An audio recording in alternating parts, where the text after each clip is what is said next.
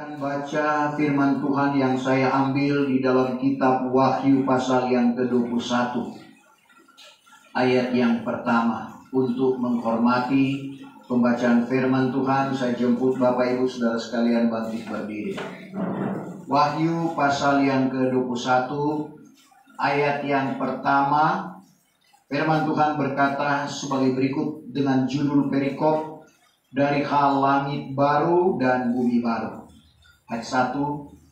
Maka aku tampak pula langit baru dan bumi baru, karena langit mula-mula dan bumi mula-mula itu sudah lenyap, dan laut pun tiada ada lagi. Terima kasih.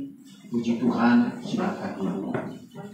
Sebagaimana yang kita tahu bersama bahwa kitab Wahyu ini menceritakan hal-hal yang sudah terjadi, terutama kepada 7 sidang jemaat di Asia Kecil yang ditegur oleh Tuhan di dalam Wahyu pasal 2 dan Wahyu pasal yang ketiga. Tetapi memasuki Wahyu pasal yang keempat, bagaimana Rasul Yahya rohnya diangkat ke aras dan Tuhan menunjukkan kepadanya barang yang harus terjadi, atau dalam salinan lama, barang yang tak dapat tiada akan terjadi. Tidak mengapa kita baca Wahyu 4 ayat 1.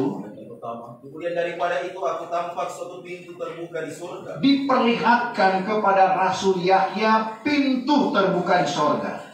Maka suara yang mula-mula kudengar itu seperti bunyi sangkakala bertutur kepadaku. Katanya, naiklah kemari. Naiklah kemari. Aku menunjukkan kepadamu barang yang tak dapat tiada akan jadi kemudian. Aku akan menunjukkan kepadamu barang yang tak dapat tiada, atau barang yang harus terjadi, yaitu apa yang akan terjadi di ujung akhir zaman ini. Saudara, pada waktu Tuhan mengatakan naiklah kemari, karena diperlihatkan kepada Rasul Yahya pintu terbuka di sorga. Kenapa dia bisa langsung? Karena menurut ungkapan Tuhan, dia telah berpuasa di Pulau Patmos 7 hari 7 malam. Setelah dia dibuang ke Patmos, Bapak Ibu Saudara, karena kebenaran, justru dia senantiasa bergumul, sehingga Tuhan menganugerahkan kitab Wahyu.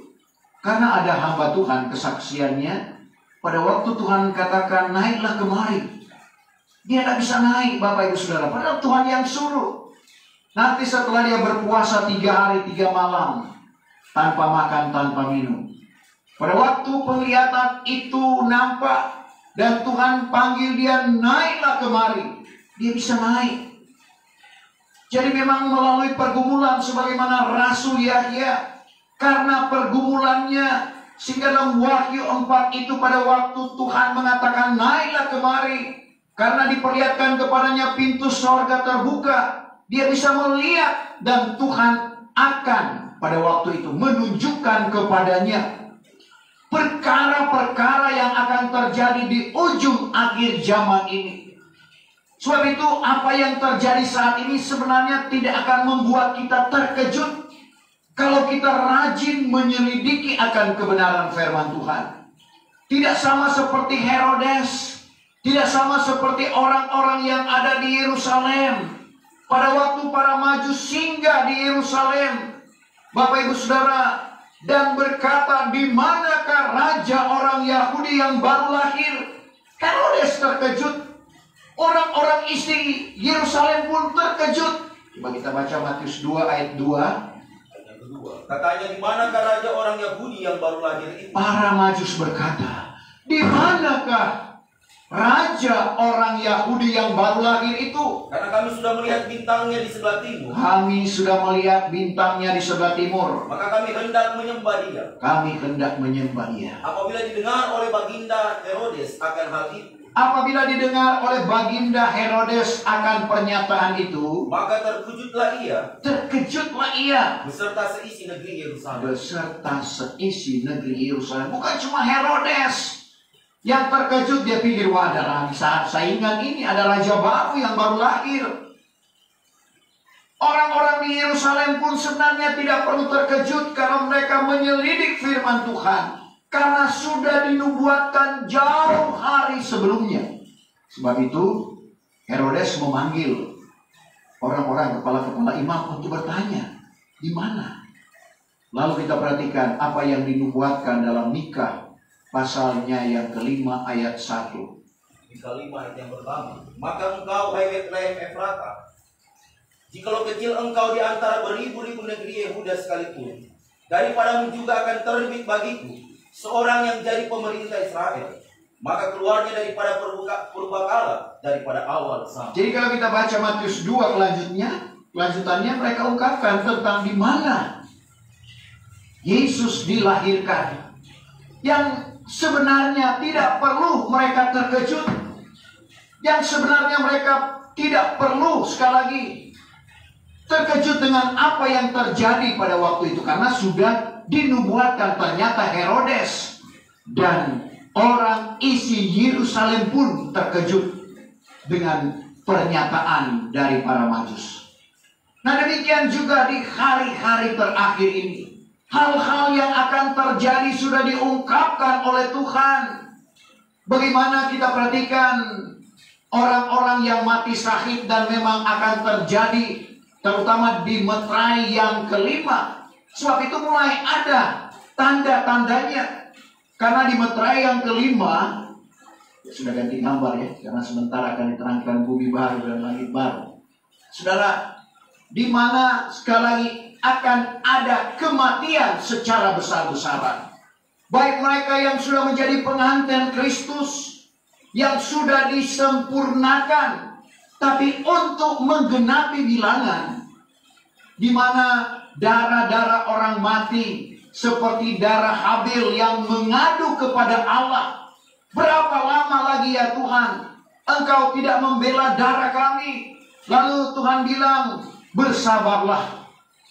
Karena ada juga saudara-saudaramu yang akan mati seperti kamu, menggenapi bilangan. Jadi untuk menggenapi bilangan, sekali lagi, pada meterai yang kelima kita sudah berada pada meterai keempat sekarang ini. Di ujung meterai keempat terjadi kegerakan rohani yang besar. Terjadi kesempurnaan gereja Tuhan secara besar-besaran. Lalu menikah secara rohani dengan Tuhan. Menyatu dengan Bapa, menyatu dengan anak. Lalu masuk pada meterai yang kelima. Seperti yang saya katakan tadi, ada yang memang ditetapkan untuk mati syahid, mengalami kematian. Tapi tidak menjadi masalah. Karena tetap akan dibangkitkan pada kebangkitan yang pertama. Saudara, dan bertemu dengan orang-orang yang disingkirkan di atas awan-awan. Itulah janji Tuhan di dalam kehidupan kita. Nah, Bapak Ibu Saudara yang kekasih, ayat firman Tuhan yang kita baca pada saat ini, terutama di dalam ayat 1, bagaimana ungkapan firman Tuhan. Di sini dikatakan, maka aku tampak pula langit baru dan bumi baru. Karena langit mula-mula dan bumi mula-mula itu sudah lenyap, dan laut pun tidak ada lagi. Diperlihatkan kepada Rasul Yahya langit baru dan bumi baru. Sebagaimana yang diungkapkan Bapak Ibu Saudara. Langit baru dan bumi baru itu sebenarnya tetap bumi ini. Cuma memang sudah ada perubahan. Tuhan ungkapkan lewat perumpamaan. Ada satu sofa yang mewah. Ternyata di sofa itu ada kutu busuk. Nah, orang yang mempunyai sofa itu dia tidak akan musnahkan itu sofa sehingga musnah juga kutu busuk. Tapi bagaimana dia berusaha hanya kutu busuk yang dimusnahkan. Ini berbicara tentang anasir-anasir yang akan dimusnahkan sehingga menjadi baru. Karena kalau kita perhatikan juga, bumi ini sudah pernah dimusnahkan. Yaitu pada waktu Allah menghukum manusia dengan air bah. Jadi Tuhan memberikan pandangan kita ke sana. Bumi sudah dimusnahkan, yaitu ya termasuk manusia-manusia yang hidup pada waktu itu karena kejahatannya, maka dimusnahkan. Nah, begitu juga Bapak Ibu Saudara. Memang sudah dinubuatkan dalam Yesaya pasal 65 ayatnya yang ke-17 bahwa jauh hari sebelumnya memang sudah dinubuatkan tentang bumi baru dan langit baru. Yesaya 65 ayat yang ke-17. Karena sesungguhnya aku menjadikan langit yang baru dan bumi yang baru, maka tiada peringatan lagi akan segala perkara yang dahulu itu, dan tiada ia itu akan terbit dalam hati. Jadi kita perhatikan, langit baru, bumi baru sudah dinubuatkan. Bapak Ibu Saudara, semenjak zaman Nabi Yesaya bernubuat kepada umatnya. Dan Bapak Ibu Saudara yang kekasih di dalam Tuhan Yesus Kristus, kalau kita simak akan ayat firman Tuhan ini, sebenarnya kita ada di dalam kerajaan sorga itu hanya 75 hari. Kenapa? Karena kita perhatikan, setelah gereja Tuhan diangkat, lalu masuk pada pesta perjamuan kawin anak domba Allah 75 hari. 75 itu diambil dari Wahyu 12 ayat yang ke-6 dan Daniel 12 ayat 12. Daniel 12 ayat 12 dulu. Dan 12 ayat yang ke-12. Berbahagialah ia yang bernanti-nanti dan yang sampai kepada 1335. Berbahagialah ia yang bernanti-nanti sampai pada 1335 hari. Dikurangi 3,5 tahun atau 1260 hari. Coba kita baca Wahyu 12 ayat 6. Maka perempuan itu pun larilah kepada belantara. Di situ ada suatu tempat disediakan Allah baginya, supaya ia dipeliharakan di situ 1260 hari lamanya. Jadi 1260 hari dipelihara di awan-awan pada waktu gereja Tuhan diangkat. Lalu berbahagialah ia yang bernanti-nanti sampai pada 1335 hari. Itu berbicara tentang pesta perjamuan kawin anak domba. 1335 kurang 1260 hari sama dengan 75 hari. Itulah pesta perkawinan anak domba Allah. Luar biasa Bapak Ibu Saudara. Lalu setelah pesta turun kembali ke bumi, masuk pada 1000 tahun masa damai. Tetapi di 1000 tahun masa damai ini baru pemerintahan Kristus. Jadi Kristus turun bersama-sama dengan orang yang mengikuti pesta perkawinan anak domba Allah selama 75 hari dan memerintah di dalam 1000 tahun masa damai. Siapa yang memerintah dalam 1000 tahun masa damai? Yaitu orang yang telah menikah dan turun bersama-sama dengan Tuhan, dan juga yang dibangkitkan pada kebangkitan pertama. Orang-orang yang mati di dalam Tuhan, yang dibangkitkan pada kebangkitan pertama, akan turut memerintah di dalam 1000 tahun. Wahyu 20 ayat 6 saja, 4-6 coba supaya jelas.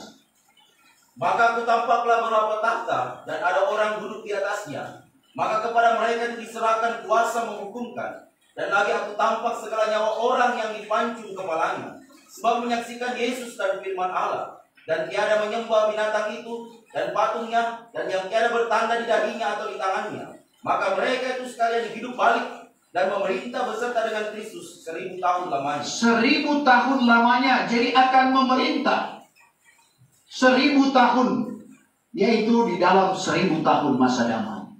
Pertanyaannya, siapakah yang akan diperintah?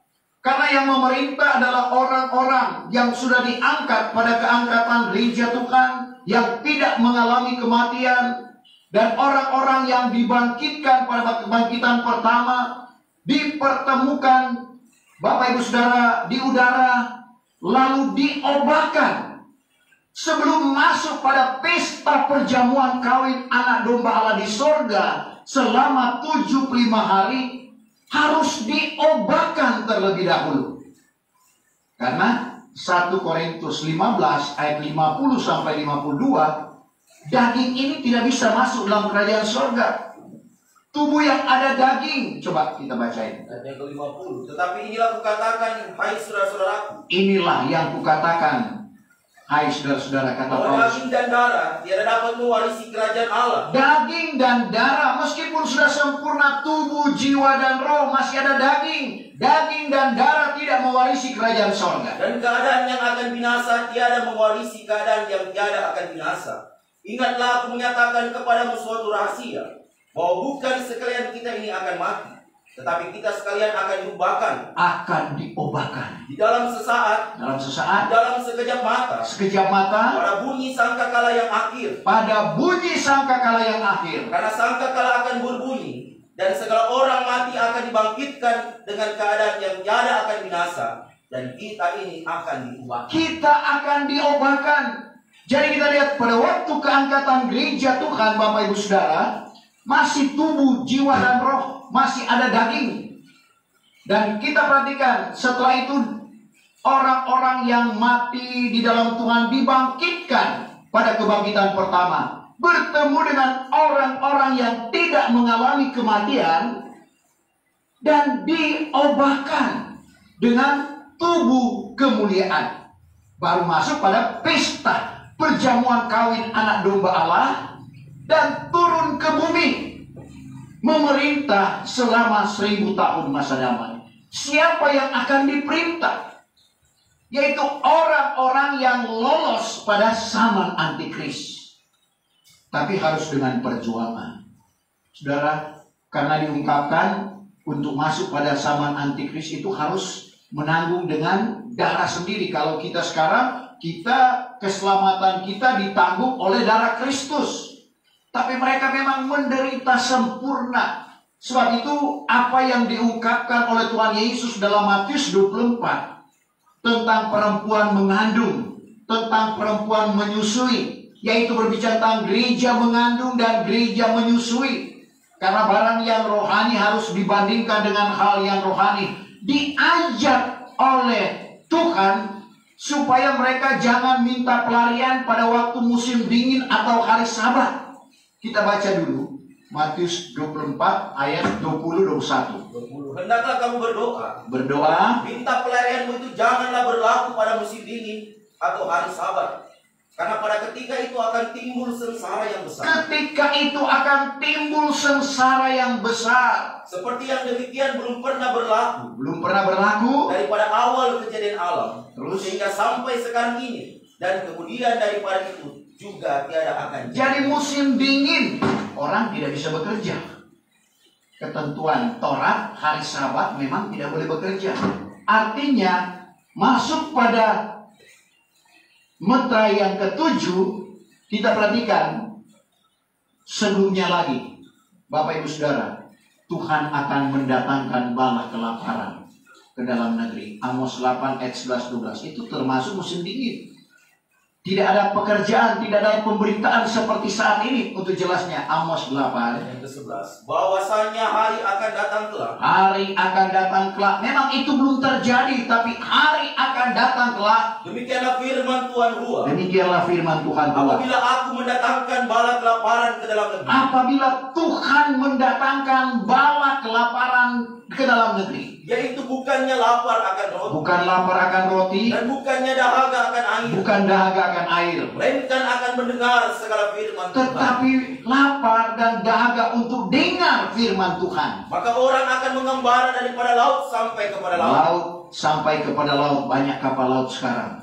Dan daripada utara datang ke timur. Utara ke timur naik pesawat udara. Orang akan beridar-idar akan menuntut firman. Orang beridar-idar menuntut atau mencari firman. Sama dengan orang menuntut ilmu, mencari ilmu. Menuntut firman kalau ada pemberitaan. Tetapi tiada didapatinya akan dia. Tetapi tiada didapatinya akan dia. Sebab itu jangan sampai kita ke sana.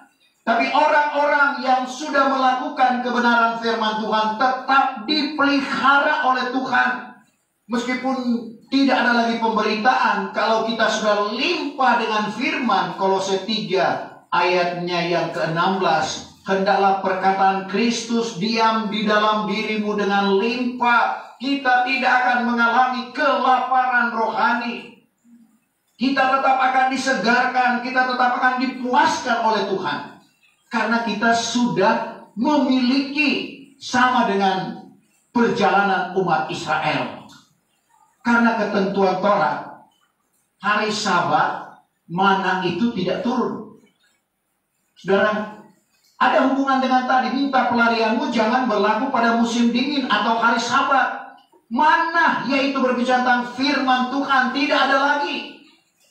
Hari Sabat, mana tidak turun. Nah, untuk itu Tuhan menyuruh umat Israel sehari sebelum hari Sabat mereka harus pungut mana 2 kali ganda. Sebelum musim dingin itu, Bapak Ibu Saudara, kita harus pungut mana 2 kali ganda. Kalau hari pertama sampai hari yang ke-6, Bapak Ibu, atau hari ke-5, orang coba-coba pungut mana 2 kali ganda, lebih dari secukupnya untuk mereka makan. Karena ada yang berpikir, besok pagi saya tidak akan bangun lagi. Jadi yang pungut mana itu bukan rajin sebenarnya. Orang malas, dia pikir ini hari saya pungut mana banyak. Besok pagi saya tidak akan bangun pagi. Karena pemungutan mana pagi, kalau dia sudah siang, mana itu sudah cair.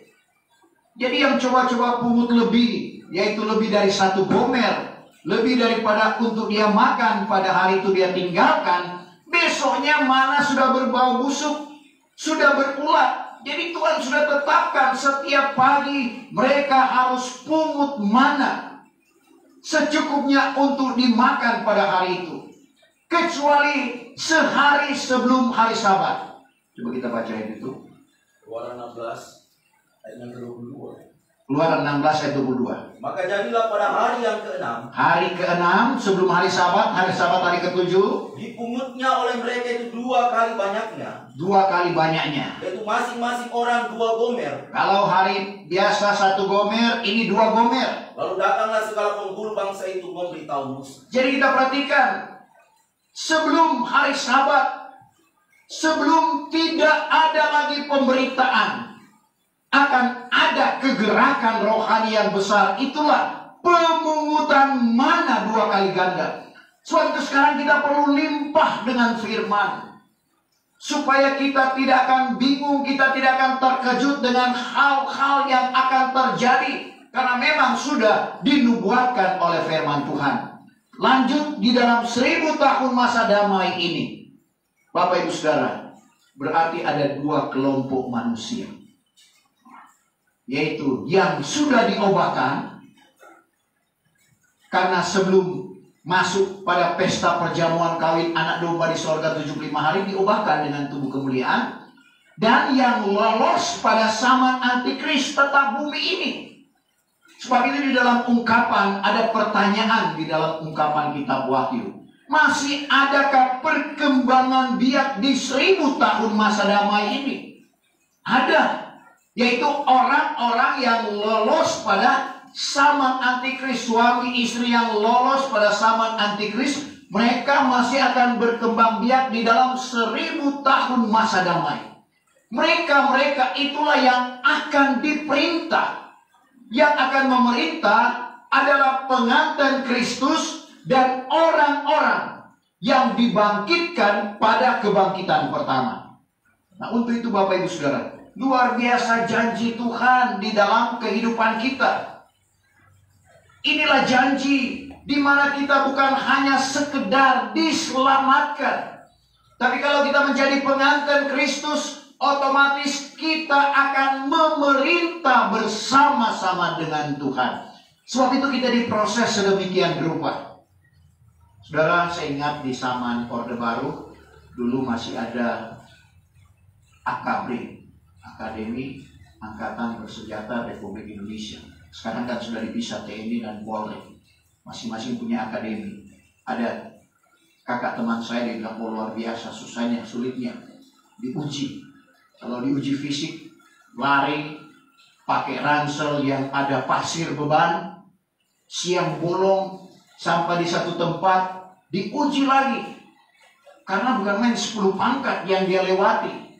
Dan kita tahu di zaman Orde Baru, TNI lah yang jadi pemimpin. Jadi untuk memimpin itu harus dilengkapi dengan hikmat yang luar biasa. Dalam arti kata ketangkasan di dalam mengambil keputusan. Sebab itu dalam keadaan capek diuji. Karena biasanya orang kalau capek itu daya pikirnya, daya ingatnya akan menurun. Tapi karena menjadi pemimpin, saudara, mereka diuji sedemikian rupa. Nah, demikian dengan Bapak, Ibu, saya dan saudara. Untuk memerintah bersama-sama dengan Tuhan. Kadang-kadang ujian itu secara manusia kita tidak mampu untuk menghadapinya. Kalau kita tidak berharap dan bersandar kepada Tuhan. Sehingga selalu saya katakan bahwa kita ini makhluk yang lemah. Seperti sebatang lidi yang mudah untuk dipatahkan. Tapi sebatang lidi ini kalau dia melekat kepada tembok yang kokoh. Dalam arti kalau kita melekat kepada Tuhan, kita akan jadi kuat. Amin. Sebab itu Paulus katakan kepada jemaat yang ada di Korintus, 1 Korintus 6 ayat 17. Tetapi orang yang melekat kepada Tuhan, orang yang melekat kepada Tuhan menjadi satu roh. Menjadi satu roh dengan Tuhan. Kita mampu melakukan kebenaran firman Tuhan sebagaimana Tuhan. Dia mampu mendoakan orang-orang yang menganiaya dia. Dia mampu mendoakan orang-orang yang menyiksa dia. Ampunilah mereka, karena mereka tidak tahu apa yang mereka perbuat. Kita mampu juga melakukan apa yang dikatakan oleh Tuhan kalau kita melekat kepada Tuhan. Matius 5 ayat 43 kamu sudah dengar. Gigi ganti gigi, mata ganti mata. Artinya, kasihilah temanmu, bencilah seterumu. Tapi Tuhan berkata, kita baca Matius 5 43. Kamu sudah mendengar perkataan demikian. Kamu sudah mendengar perkataan demikian. Hendaklah engkau mengasihi temanmu. Hendaklah engkau mengasihi temanmu dan membenci seterumu. Membenci seterumu. Tetapi aku ini berkata kepadamu. Tuhan Yesus berkata kepada murid-muridnya dan berkata kepada Bapak, Ibu, saya dan saudara. Kasihilah akan seterumu. Kasihilah seterumu. Dan doakan orang yang menganiakan kamu. Doakan orang yang menganiakan kamu. Bukan berdoa supaya dia kena bencana banyak orang. Wah, nanti. Tapi kita lihat bagaimana Tuhan mampu melakukan itu. Dan firman Tuhan yang disampaikan oleh Tuhan Yesus ini dijabarkan oleh Paulus. Sehingga suratannya kepada jemaat yang ada di Roma 12 ayat 21. Jangan engkau dikalahkan oleh kejahatan. Jangan engkau ditewaskan oleh kejahatan. Tapi kalahkanlah, tewaskanlah kejahatan itu dengan kebajikan. Kebajikan adalah sesuatu yang mendatangkan kebaikan. Artinya orang jahat kita balas dengan kebaikan. Roma 12 ayat 21. Janganlah engkau ditewaskan oleh kejahatan. Janganlah engkau ditewaskan oleh kejahatan. Melainkan tewaskanlah kejahatan itu dengan kebajikan. Melainkan tewaskanlah kejahatan itu dengan kebajikan. Kita mampu melakukan itu kalau kita melekat kepada Kristus. Kalau kita jauh daripada Kristus, pasti pembalasan lebih kejam dari perbuatan. Tapi kalau kita melekat kepada Kristus, kita akan tewaskan kejahatan itu dengan kebajikan. Suatu hal yang luar biasa. Kalau kita membalas kejahatan dengan kebaikan. Dalam ayat sebelumnya sama dengan taruh bara di atas kepala. Orang akan gelisah kalau kita membalas kejahatannya justru dengan kebaikan kita. Coba ayat 11 katanya 20. Ayatnya 20. Melainkan jikalau seterumu lapar. Seterumu lapar, berilah dia makan. Beri dia makan. Jikalau ia dahaga, berilah dia minum. Beri dia minum. Karena dengan perbuatan yang demikian, engkau akan menimbulkan bara api ke atas kepalanya. Jadi akan menimbulkan bara api. Orang jahatkan kita, Bapak Ibu Saudara, kita balas dengan kebaikan. Suatu waktu orang marah, tapi justru saya kasihkan keras. Dia datang di sini, saudara. Tadinya dia marah, jadi akan gelisah orang. Kalau dia jahat lalu kita tewaskan dengan kebaikan. Itulah yang diajarkan oleh Tuhan. Dan kita akan mampu sekali lagi melakukan itu kalau kita lekat dengan Tuhan. Seperti istilah ABG, melengket kayak perangko. Begitu juga dengan kita. Kita melengket kayak perangko dengan Tuhan. Supaya apa yang dia firmankan itu bisa kita lakukan, mampu kita untuk melaksanakan. Karena kita sekali lagi manusia yang penuh dengan keterbatasan. Tapi kalau bersama-sama dengan Tuhan, kita dapat melakukan perkara yang besar. Kenapa? Karena dia yang memijak musuh kita. Itu diungkapkan oleh Daud. Dalam 2 kali dia ungkapkan itu, Mazmur 108, kalau tidak salah. Ayat yang ke-14. Ya.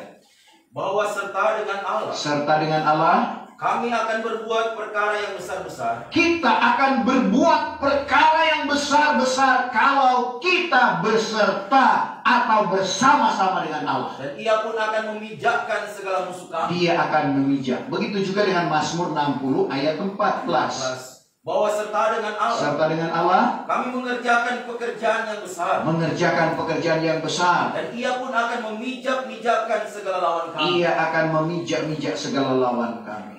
Lawan kita bukan manusia.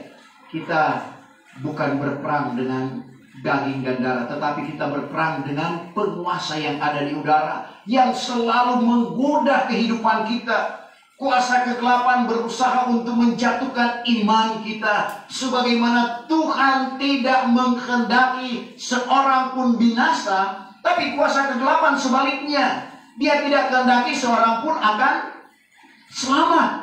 Sehingga kita lihat apa yang disuratkan oleh Rasul Petrus kepada orang-orang pilihan yang ada di Pontus, Galatia, Kapadokia, Asia, dan Bitinia. Di dalam 2 Petrus 3 ayat 9. Karena banyak orang lambat Tuhan datang. Ayat yang ke-9. Maka Tuhan tidak berlambatan di dalam hal perjanjian itu. Tuhan tidak berlambatan di dalam hal perjanjiannya itu. Sebagaimana ada beberapa orang yang membilangkan hal itu lambat. Sebagaimana ada orang yang membilangkan hal itu lambat. Dari dulu dikatakan Tuhan sudah mau datang. Mana itu?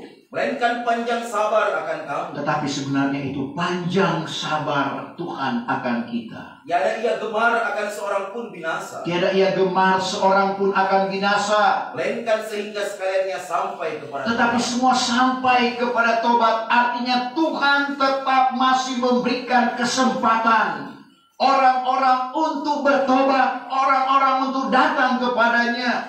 Dan Tuhan juga masih memberikan kesempatan kepada Bapak, Ibu, saya, dan saudara untuk melayani Dia. Sehingga ada lagu yang viral sekarang. Hidup ini adalah kesempatan. Ada kesempatan kita untuk berbuat baik. Biarlah kita berbuat baik kepada semua orang. Memang ada skala prioritasnya seperti kata Paulus kepada jemaat yang ada di Galatia. Galatia 6 ayat yang ke-9. Janganlah kita jemu akan berbuat baik. Jangan kita bosan. Orang Nado bilang jangan pasti berbuat baik. Karena kita akan menuai pada masanya. Kita akan menuai pada masanya. Jikalau tiada kita letih. Kalau kita tidak letih terus. Sebab itu sedang ada kesempatan pada kita. Ada kesempatan kepada kita. Biarlah kita berbuat baik kepada orang sekalian. Kita berbuat baik kepada orang sekalian, kepada semua orang. Terutama sekali kepada segala saudara yang sama-sama Tapi beriman. ada skala prioritas kepada orang yang sama-sama beriman. Jadi kesempatan kita untuk berbuat baik kepada orang yang tidak seiman sekalipun. Karena kepada sekaliannya kata Tuhan. Ini firman Tuhan. Dan sekali lagi kita akan mampu melakukan itu pada waktu kita selalu dekat dengan Tuhan. Sebab itu perlu kita senantiasa mencari Tuhan.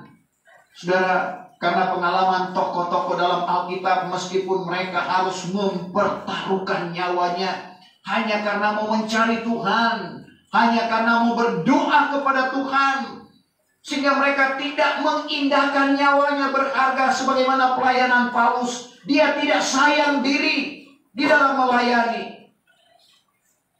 Saya ditawarkan, sudah beberapa tempat repoting, tapi selagi ada kekuatan, kesempatan, saya tidak pernah menolak. Saudara, Saya ingat apa kata Paulus dalam Kisah 20 ayat 24. Dia tidak menyayangkan, mengindahkan nyawanya berharga kepada dirinya, asalkan dia dapat menjalankan, menyempurnakan tanggungan, jawatan yang Tuhan percayakan kepadanya sebagai rasul, sebagai guru, apalagi satu, penginjil. Di dalam dia menyampaikan firman. Coba Kisah 20 ayat 24. Tetapi sekali-kali tiada aku mengindahkan nyawaku berharga kepada diriku. Sekali-kali tiada aku menyangkakan diriku berharga terhadap diriku, Asalkan dapat aku menyempurnakan jalan tanggungan. asalkan dapat aku menyempurnakan jalan tanggunganku. Dan jawatan yang aku telah peroleh daripada Tuhan Yesus, Jawatan yang aku peroleh daripada Tuhan itu, yaitu hendak menyaksikan Injil hendak menyaksikan Injil dari hal anugerah Allah. dari hal anugerah Allah. Sekali lagi, dari 5 jawatan Tuhan, sebagaimana yang dia suratkan kepada jemaat Efesus pasal 4 ayatnya yang ke-11-12. Ada rasul, ada nabi, ada penginjil, ada gembala, dan ada guru agama. Dari 5 jawatan Tuhan, dia perkenalkan kepada Timotius 2 kali. 1 Timotius 2 ayat 7 dan 2 Timotius 1 ayat 11. Kita baca saja 1 Timotius 2 ayat 7. Ayat yang ke-7. Maka bagi hal itulah aku ini tetapkan menjadi pemberita Atau penginjil, dan rasul. Aku mengatakan yang sungguh aku tidak berdusta. Dia tidak berdusta. Dan menjadi guru bagi orang kafir. Dari hal iman dan yang benar. Jadi kita lihat demikian 2 Timotius 1 ayat 11. Jadi dia sebagai rasul, sebagai guru, dan sebagai penginjil. Sebab itu dia tidak sayang diri di dalam dia menyampaikan Injil dari hal anugerah Allah. Artinya di dalam dia melayani pekerjaan Tuhan. Sebab itu dia katakan, hidup untuk Kristus. Filipi 1 ayat 21. Kalau hidup untuk Kristus berarti hidup untuk melayani. Karena Tuhan Yesus sendiri berkata, anak manusia datang ke atas bumi bukan untuk dilayani, melainkan melayani. Jadi kalau kita mengaku hidup ini untuk Kristus, berarti kita rela untuk melayani. Tentunya hamba Tuhan melayani pemberitaan firman Tuhan, jemaat melayani, meja melayani kebutuhan hamba Tuhan. Itulah pelayanan. Jadi kalau kita hidup untuk melayani, sehingga Paulus di dalam kehidupannya dia berani berkata, 1 Korintus 11 ayat 1, turutlah teladanku, karena aku telah menurut teladan Kristus. Karena di dalam dia melayani juga banyak penderitaan yang diperhadapkan kepadanya. Dia daftarkan kepada jemaat yang ada di Korintus, 2 Korintus 11 ayat 23 sampai 25 ayat 28. Bagaimana pengalaman pahitnya di dalam dia melayani Tuhan. Kadang-kala dia hanyut di laut, karang kapal, beberapa bahaya maut dari saudara-saudara yang munafik. Bapak Ibu Saudara, tidak mampukah Tuhan meluputkan dia? Tapi karena itulah kata Tuhan kepada Ananias sebelum dia menjadi rasul, pada waktu pertobatannya di dalam Kisah pasal 9, bahwa dia akan mengalami beberapa banyak sengsara oleh karena namaku. Coba Kisah 9 ayat yang ke-15. Tetapi sabda Tuhan kepadanya, pergilah engkau, karena ialah suatu alat yang terpilih bagiku. Ini perkataan Tuhan kepada Ananias. Pergilah engkau kepada Saul yang akhirnya menjadi Paulus. Akan memasyurkan namaku kepada segala orang kafir. Ia akan memasyurkan nama Tuhan ke atas segala orang kafir. Dan raja dan Bani Israel pun. Terus, karena aku ini akan menunjukkan kepadanya beberapa banyak sengsara wajib dirasainya kelak. Aku akan menunjukkan kepadanya beberapa banyak sengsara wajib dirasainya kelak. Oleh sebab namaku. Jadi kita lihat memang Paulus benar-benar mengalami apa yang dikatakan Tuhan kepadanya. Dan dia tetap bertahan sampai dia meninggal. Sebelum dia meninggal dia berkata, dia berusaha dengan bersungguh-sungguh di dalam peperangan iman. Dia tahu masa ajalnya sudah sampai. Dalam 2 Timotius 4 ayat 6 sampai ayat yang ke-8. Bagaimana Paulus menyampaikan tentang hari-hari terakhirnya. Salinan baru mengakhiri pertandingan. Tapi salinan lama coba kita baca 2 Timotius 4:6. Karena aku telah sedia dipersembahkan. Aku telah sedia dipersembahkan. Dan masa ajalku sudah sampai. Masa ajalku, kematianku sudah sampai. Aku telah berusaha dengan bersungguh-sungguh. Perhatikan kalimat ini. Aku telah berusaha dengan bersungguh-sungguh. Di dalam peperangan iman. Di dalam peperangan iman. Aku telah menyempurnakan usahaku. Aku telah menyempurnakan usahaku. Aku telah memeliharakan iman. Aku telah memeliharakan iman. Pada akhirnya mahkota kebenaran telah tersedia. Akhirnya mahkota kebenaran telah tersedia kepadaku. Yang akan dikaruniakan kepada aku pada hari itu oleh Tuhan, yaitu hakim yang adil itu. Dan bukan kepadaku saja. Bukan kepada Paulus saja. Melainkan juga kepada sekalian orang. Melainkan kepada bapak, ibu, saya dan saudara. Yang dikatakan ke sekalian orang. Yang telah sangat gemar akan kedatangannya. Yang sangat gemar akan kedatangannya. Bukan cuma Paulus, tapi kepada bapak, ibu, saya dan saudara. Yang gemar akan kedatangannya. Nah untuk itu kita harus perhatikan, bukan hanya kedatangannya datang di atas awan untuk mengangkat gereja Tuhan, atau kedatangannya pada kali yang kedua berpijak di Bukit Zaitun, tapi kedatangan Tuhan secara pribadi di dalam kehidupan kita, artinya kematian. Tapi kalau kita sudah siap, mati adalah keuntungan. Filipi 1:21 tadi, hidup untuk Kristus. Mati merupakan suatu keuntungan, bukan suatu momok yang menakutkan kalau kita melakukan firman. Sebab itu Bapak Ibu Saudara yang kekasih di dalam Tuhan Yesus Kristus, di dalam kehidupan kita nanti, kita akan masuk pada bumi baru, langit baru, Yerusalem baru. Dan di sana tidak ada lagi matahari yang menyengat kita, sehingga kadang-kala kita jadi lotong karena matahari.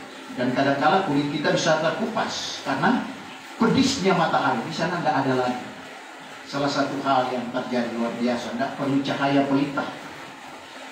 Bapak Ibu Saudara, itu janji Tuhan. Dan selanjutnya di sana tidak akan ada laut lagi.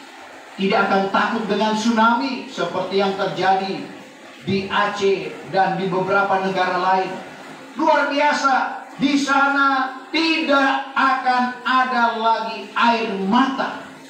Artinya tidak akan ada lagi kesedihan kalau kita baca dalam ayat-ayat selanjutnya. Sebab itulah janji Tuhan. Dan inilah tentu yang kita harapkan. Tuhan tidak seperti manusia yang PHP. Apalagi kepanjangannya PHP, pemberi harapan palsu. Tapi apa yang dijanjikan oleh Tuhan, itulah yang kita harapkan. Dan itu bukan PHP, benar-benar. Sebab itu 1 Yohanes 2 ayat 25. Apa itu perjanjian Tuhan? Inilah perjanjian. Inilah perjanjian yang Ia sendiri sudah janjikan kepada kita. Yang Ia sudah janjikan kepada kita. Apa itu?